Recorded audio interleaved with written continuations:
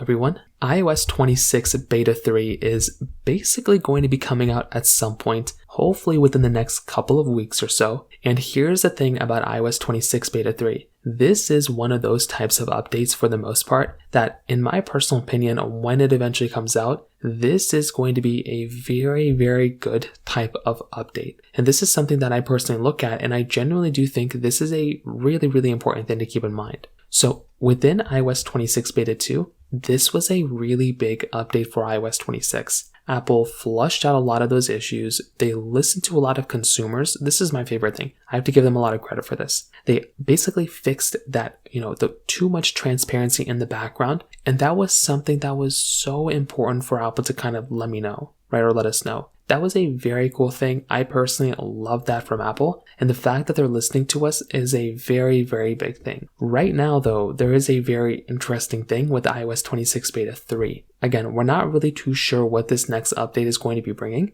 but in my personal opinion, it's just going to be more bug fixes. This is something that I actually do like a lot. Because if Apple's going to give us some more bug fixes and, help fix some things inside of our phone, I think this is going to be a really important thing for us to kind of gather and experience inside of our device as well. So hopefully they end up going through and cleaning out some of these app issues. The big thing that I'm experiencing is just overall random glitches when I'm clicking on applications and opening things, or I'm scrolling between pages. There, I experience a lot more weirder types of issues on little random bugs. Again, it's kind of weird. Hopefully Apple ends up fixing this too.